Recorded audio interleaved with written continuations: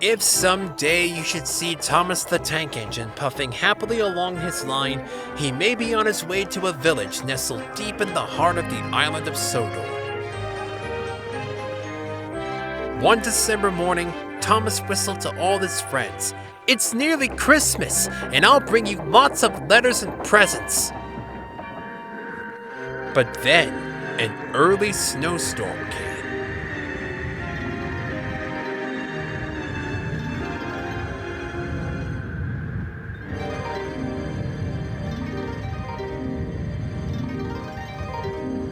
The island was covered with thick snow. The engines found work difficult.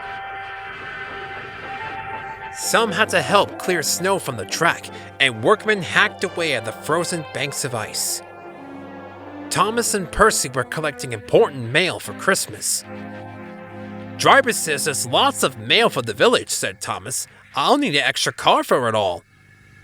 Percy was feeling left out. "It's not fair! You're not leaving any mail for me!"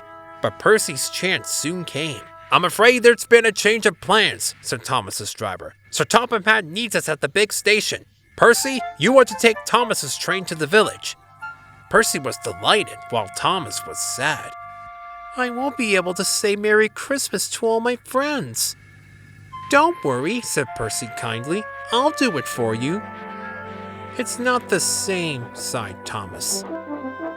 Percy was making good time on his way to the village when suddenly, "What's that?" called his driver.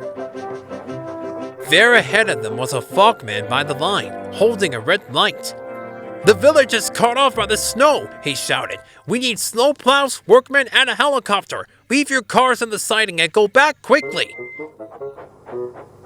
Percy was soon steaming to Harold's airfield.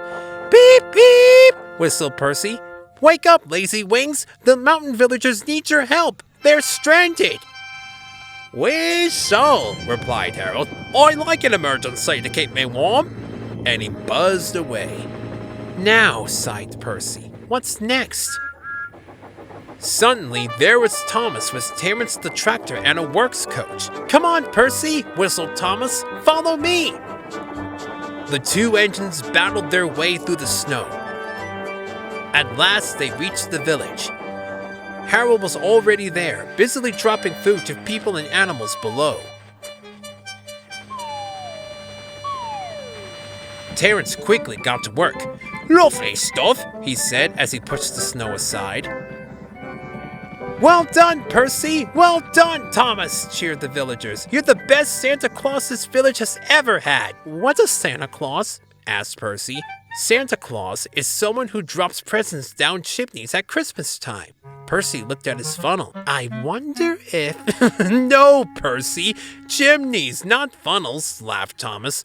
"Which reminds me, your mail train's still back at the sidings, isn't it?" Percy hurried back to fetch it. Just then, Toby arrived with Henrietta. "We've brought lots of hot drinks and food for the villagers," he whistled. That night, all the engines had gone back to the sheds except Toby. The villagers had made a plan to thank the engines. They loaded paint pots and presents into Henrietta, then they set off through the moonlit countryside.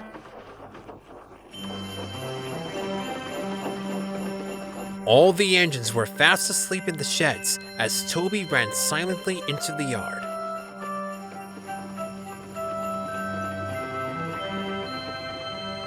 He had no idea what the villagers were going to do, but he knew it was going to be a big surprise.